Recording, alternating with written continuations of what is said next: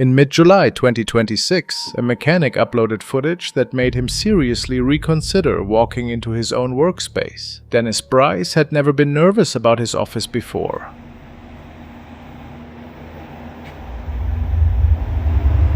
Go. Leave.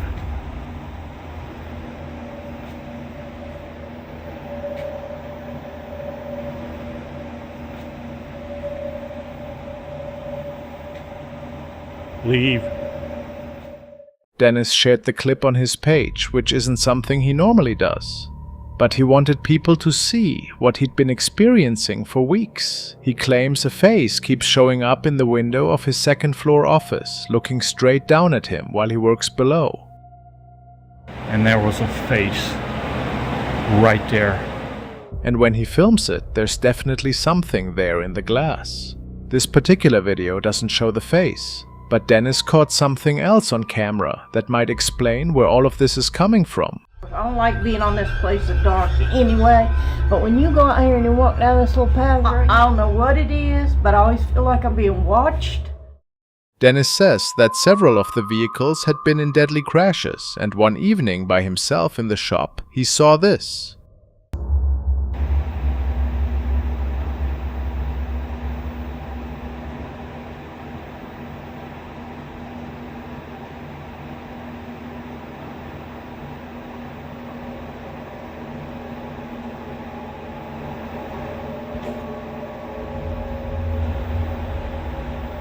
I'm not playing with you. Leave.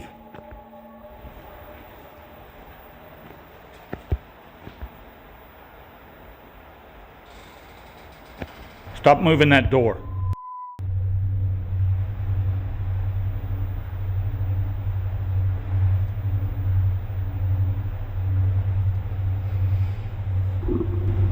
Leave.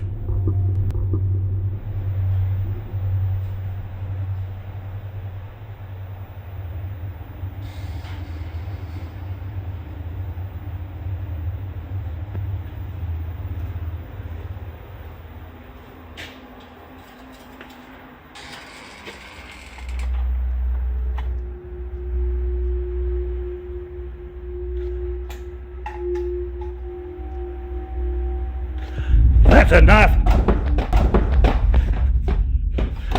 Go.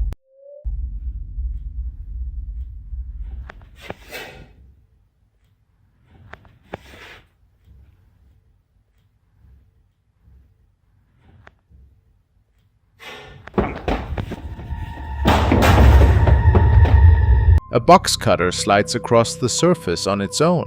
Dennis doesn't wait around. He starts backing up, and it's a good thing he does, because a moment later, a folding knife shifts too. Then the blade he was just using does something worse. No, that's crazy. The utility knife launches itself off the bench in his direction. There's no fan, no vibration, nothing that would explain the speed or distance. Dennis says this isn't the first time. Earlier that same night, he watched a car door swing shut by itself. Other tools have moved. The pattern is building. Dennis says if something is actually here, he's not running. He'll deal with it. But the footage is hard to ignore, especially knowing what kind of history those vehicles carry.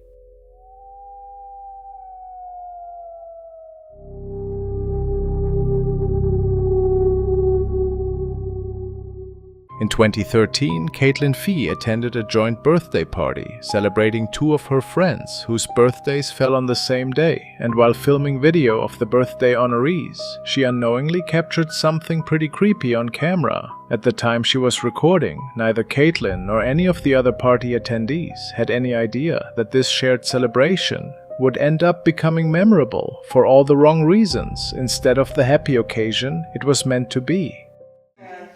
Sorry. All right, now, way to get it all lit up, man.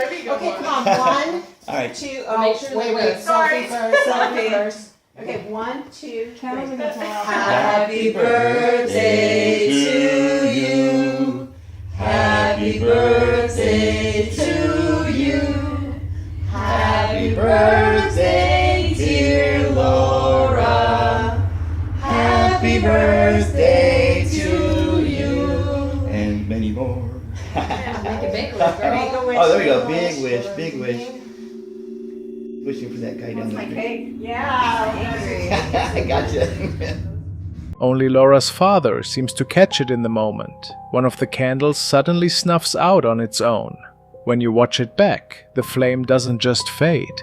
It goes dark instantly, like someone leaned in and blew it out. According to Caitlin, that should have been the first warning, because right after the candle dies, something else happens. I gotcha. Oh, wait. It was our... Do you want a picture? Yeah. Oh, the creepy stuff. Yeah. Make it go on. All right, another wish. Okay, here we go. Oh, man. Let's just go on over there. Months ago? Is that the chair? Who cares? Let's eat cake. Oh, no way. The chair fell over. Okay, whatever. Destroy the cake. Destroy the cake. Let's eat cake. Let's eat cake. We got chocolate Whatever. cake with vanilla. All right. Just as the flame goes out, a loud scraping sound comes from the dining room. Everyone hears it, then someone remembers the dog is locked in a crate upstairs. The family dog was nowhere near it. The chair fell over. Okay, whatever. Destroy the cake.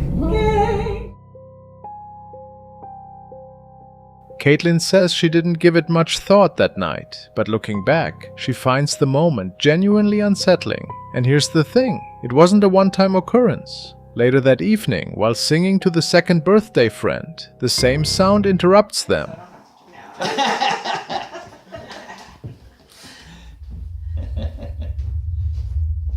Hey, as long as it doesn't hurt the cake, I'm cool with it.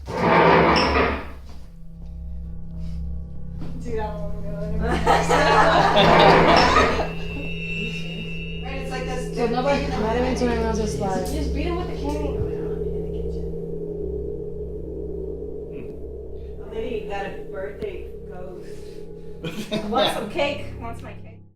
You can hear what sounds like furniture scraping across the floor again.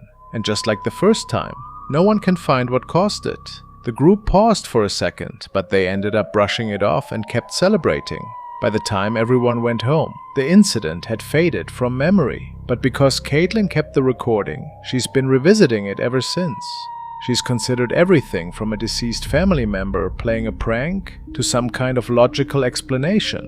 But 13 years later, she still doesn't have an answer for what happened that night.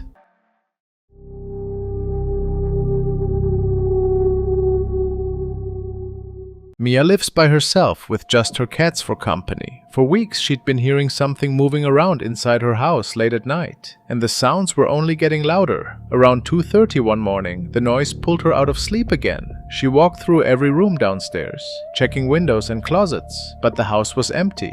She tracked the noise to the attic above her, and whatever was up there wasn't trying to stay quiet. Okay.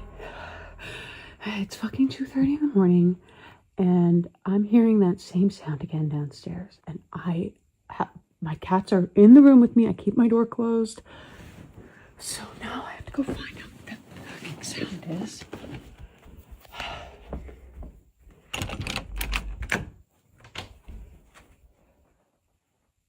Hello?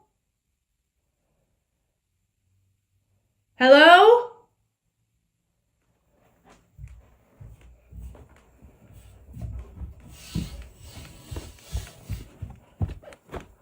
Hello?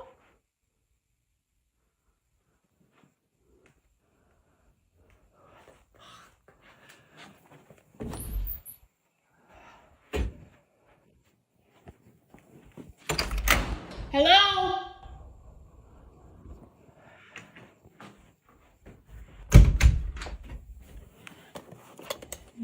It's not funny. I swear to God, I'm losing my fucking mind.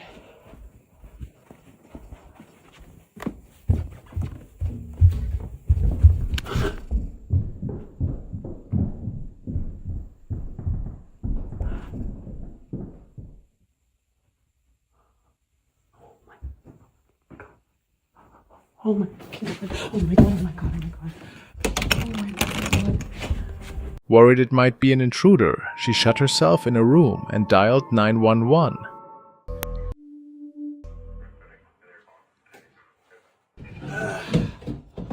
You really didn't see anything? Yeah, there's nobody up there. I don't see any drug paraphernalia or food wrappers, clothes, nothing that would indicate any squatter of any kind. So I think you're okay. I think you're probably just dealing with a rodent.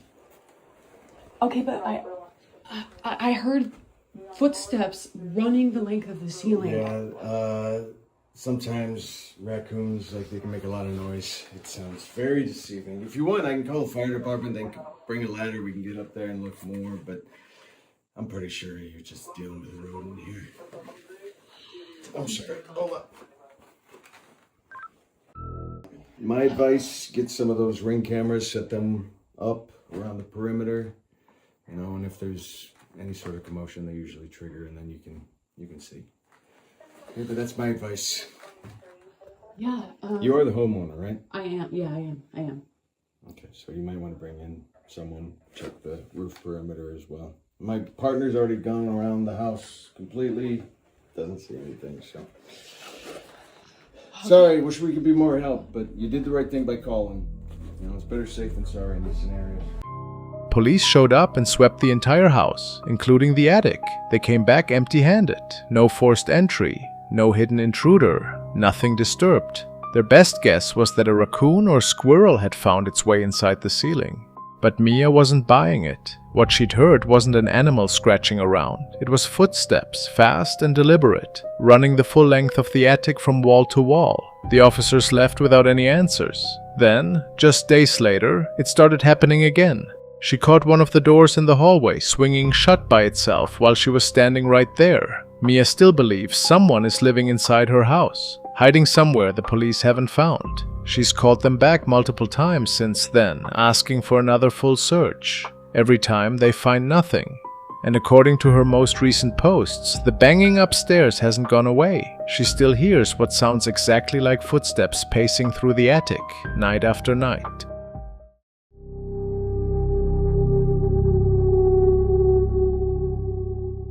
A family in this home had been dealing with something they couldn't explain for some time. Whispers would echo when no one was speaking. Doors slammed shut with no one nearby. Objects placed in one spot turned up somewhere else entirely. Worse than all of it, they constantly felt watched by something invisible. They installed cameras around the house. Once the footage started rolling, reviewable incidents began piling up. Then the holidays arrived and everything intensified.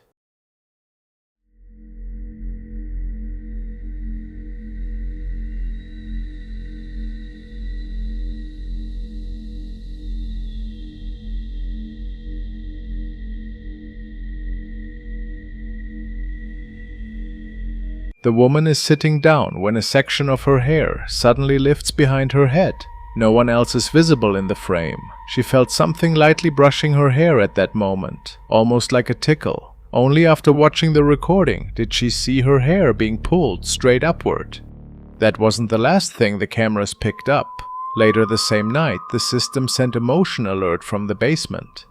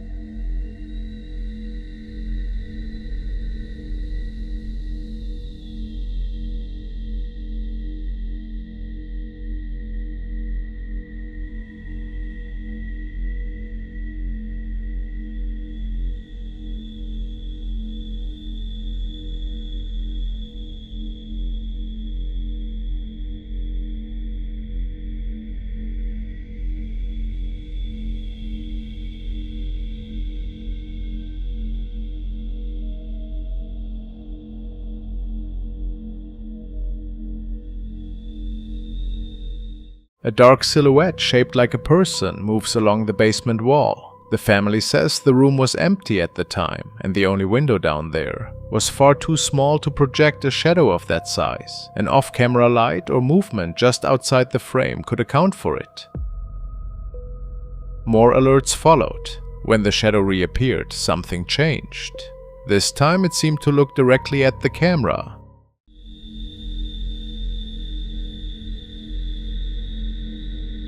When it rotates toward the camera, two glowing spots emerge in the place where a face would be, seemingly fixed on the lens. The glow might be light bouncing off the wall or digital noise in the compressed video, but the family stopped thinking of it as just another shadow. Not long after, whatever was happening downstairs made its way into a bedroom.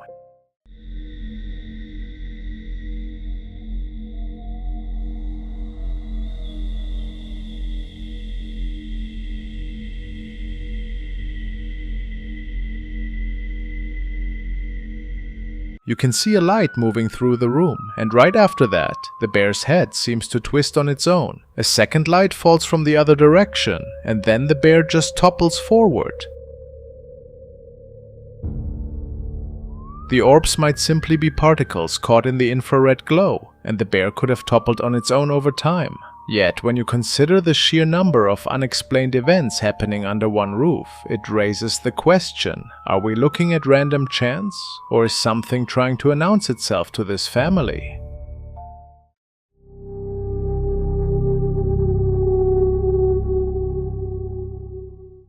JJ Kicks, a YouTube creator who typically shares football content, posted this unsettling footage. He woke up in the middle of the night to an odd sound he couldn't identify. Grabbing his camera to document whatever might happen next, he managed to capture something genuinely strange. Here's what he recorded. Do you see that?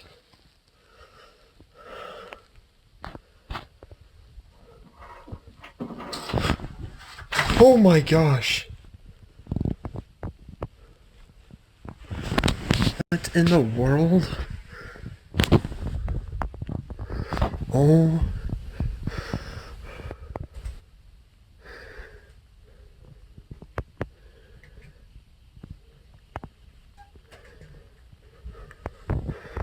What?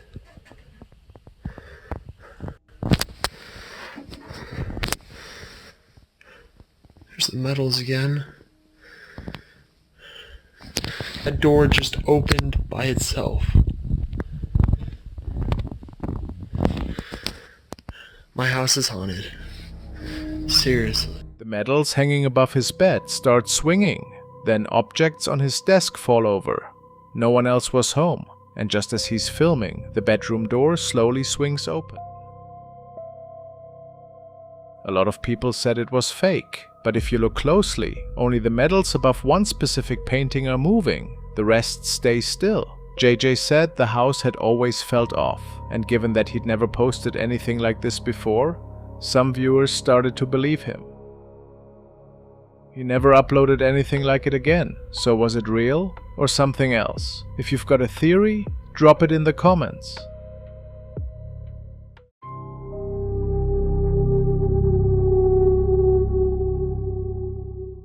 Axel Loza, a musician from Mexico, came back from the Colomos forest with something on his mind. He and friends had been exploring caves when they found a chamber that looked like it had been used for ritual purposes. They touched and moved some of what was left behind. Not long after, Axel started feeling watched in his bedroom at night. The sensation wouldn't go away. Then his two brothers stopped being able to sleep. Whatever Axel experienced was now affecting them too.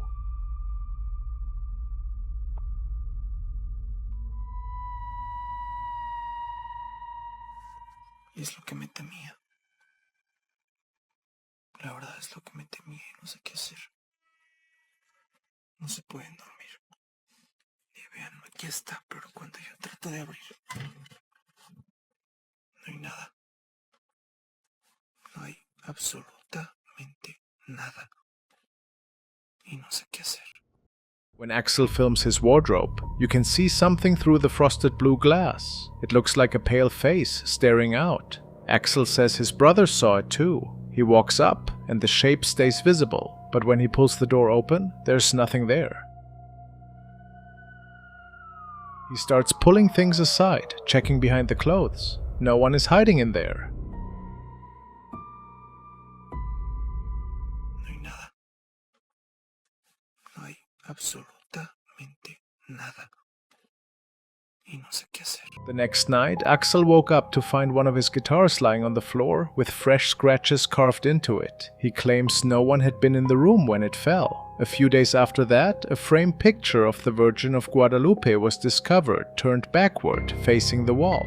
At that point, both brothers had moved out, leaving just Axel and his father. That's when the bathroom light started turning itself on and off.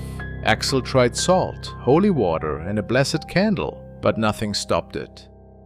Some viewers said the face was just fabric behind the frosted panel, so Axel emptied the wardrobe and recorded it again. He insists the figure shifted as he approached and that nothing was pressed against the glass. Maybe it was light and reflection warping the surface, but the experience left him shaken.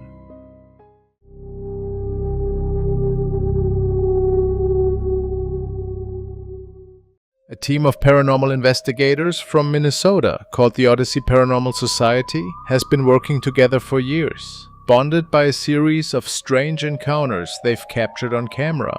One of those moments happened back in May 2015. During an investigation inside a reportedly haunted house, one of the team members, Sean, calls out to whatever might be there and asks it to make itself known.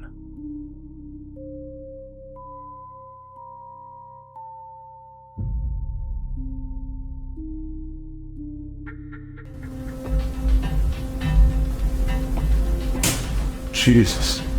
Almost immediately, two glowing orbs drift above him, and then a sharp bang echoes through the room. A month later, they're back in the same house, this time in the basement around 2 in the morning, when a distorted face suddenly appears in the window on their night vision feed.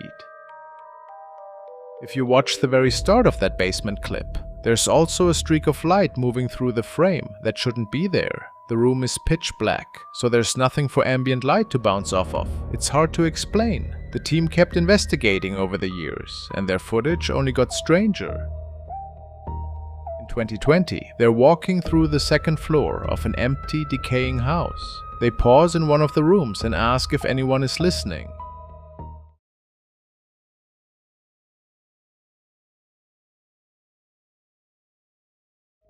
That was okay.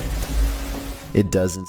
What comes back isn't footsteps or a creak in the floorboards. It's a voice, distant but clear, a woman screaming in response from somewhere deeper in the building.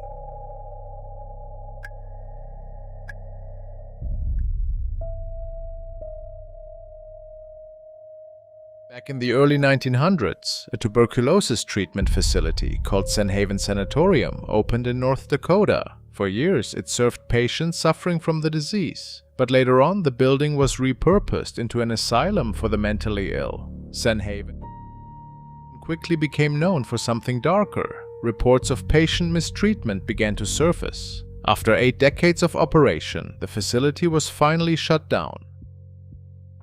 Over 1,000 people are believed to have died inside the building.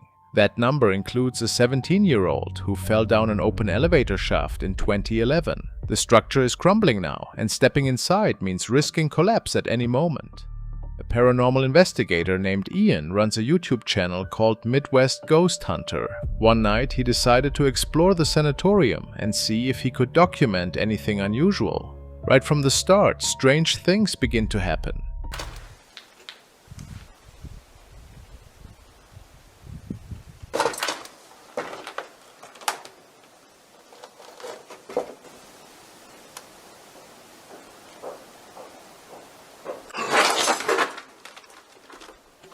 Okay, those were footsteps. Oh, shit. Damn, these stairs.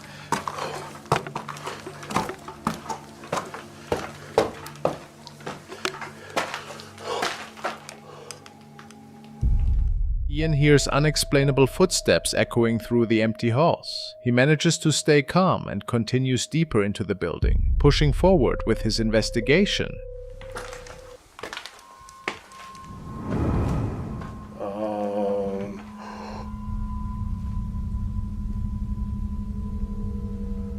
Okay, as creepy as that was, I did feel a gust of wind when that happened, and I'm pretty sure that's what it was. See, look at that. See? Holy shit. Still creepy as hell. At one point, a door slowly swings open on its own. Ian brushes it off as wind, but then he starts hearing voices coming from somewhere nearby. He follows the sound, and what happens next leaves him without an explanation.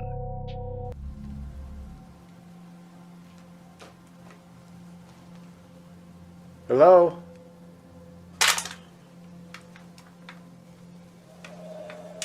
Whoa, what was that? Dude, I think I just saw something.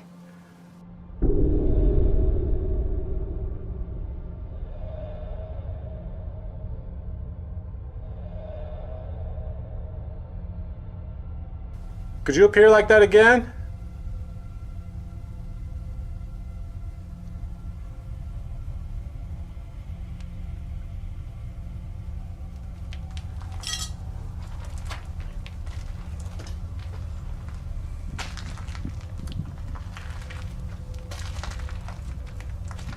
Oh my god, dude, it is cold over here.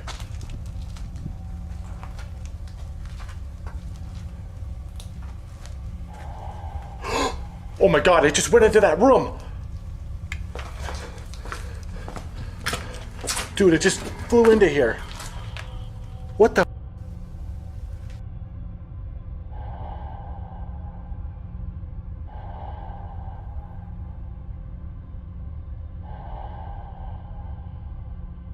Oh, dude, that was crazy. I just saw you. Did you just go into this room?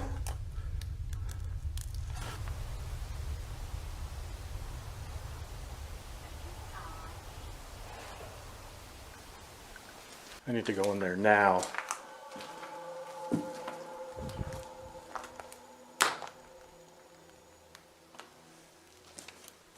Dude, it literally sounded like a woman talking in here. Dude, that was so crazy. I heard that with my own ears.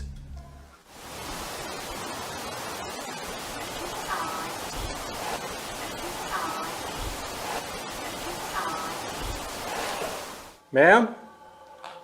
Could you speak again? I think I just heard you.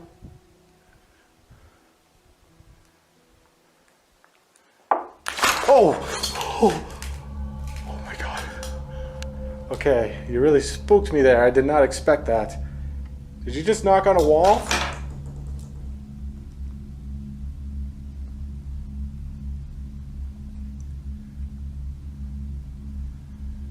Could you knock on it again?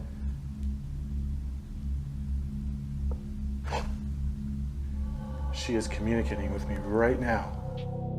Ian gets excited. He thinks he just captured a spirit trying to make contact. But as he continues through the building, that excitement quickly turns into fear. Hello? Oh my god. Oh, okay. Run towards it. Oh god. Dude. What the?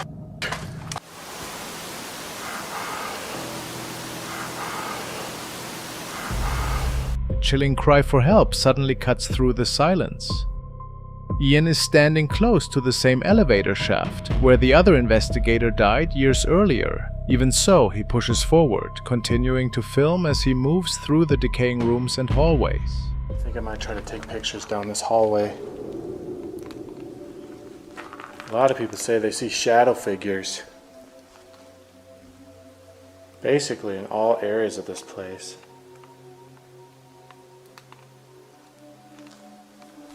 I'm hoping to catch one in a photo.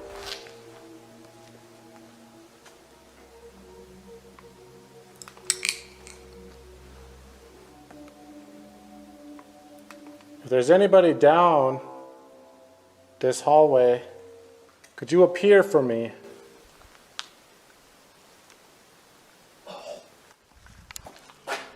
What the? What was that? It sounded like a breath.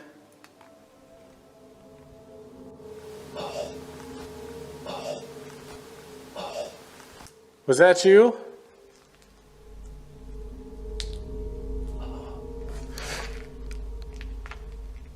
Okay, I'm hearing noises all around me right now.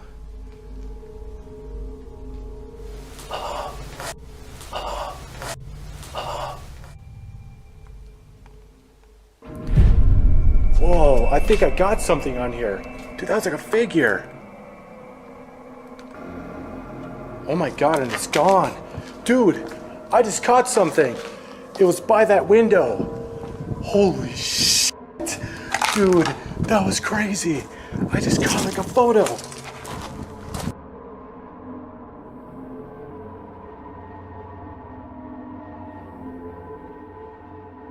Holy crap. Are you standing by this window? Holy crap. That was so freaking cool. Could you appear again?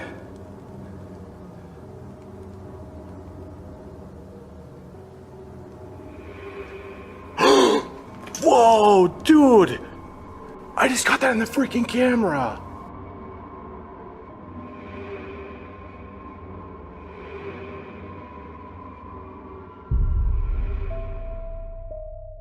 A white figure appears on camera, and moments later, Ian films what looks like a white mist hovering in the same spot. Could this actually be paranormal evidence? Are the sounds and the glowing shapes signs of the lost souls who died inside Sand Haven?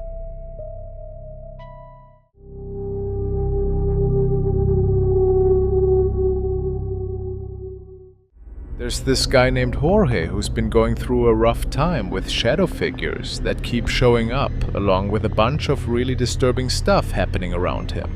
At first it seemed connected to his surroundings, things moving around just slightly, dark shapes flickering at the corners of his eyes, and this ongoing sense that someone or something was always there with him. But things got even worse when something happened that he couldn't account for later, a period where he started doing things he had absolutely no recollection of afterward, things that people around him said were totally out of character for him. So now he's going back through his own security camera footage, trying to piece together what actually went down, like there were these moments where his body was present, but he wasn't really the one in charge anymore, and what he's found is seriously disturbing. Guys, I was getting ready to go to sleep and I just heard a door slam. Shut loud. I just heard a door slam. Oh, shit! Oh, no, no. Somebody's there.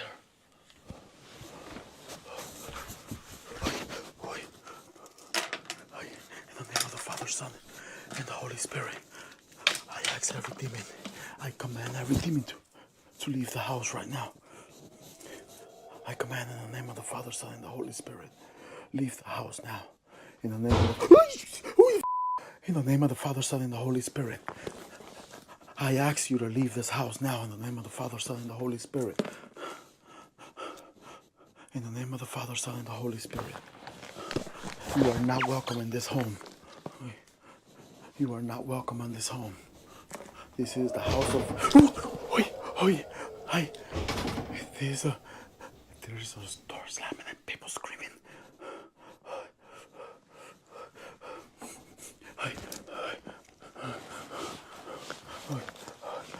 In the name of the Father, Son, and the Holy Spirit. In the name of the Father, Son, and the Holy Spirit.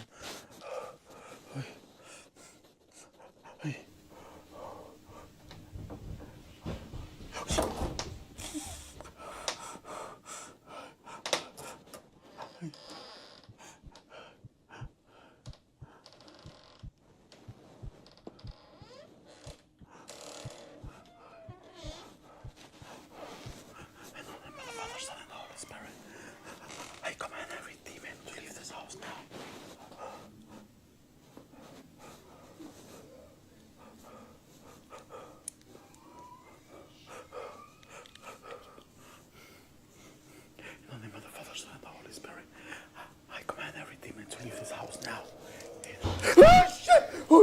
In the name of the Father, Son, and the Holy Spirit. Ah, shit!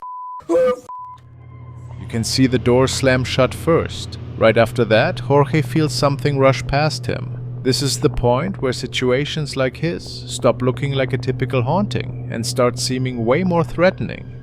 A lot of people think that could mean something much worse is happening, something that's latched on, something that isn't just watching from a distance anymore. Some people think that when you see shadow-like figures moving around, especially when they're quick and purposeful and seem almost aware of what they're doing, it might be connected to entities that don't ever show themselves completely, but can still mess with both the environment and how you perceive things.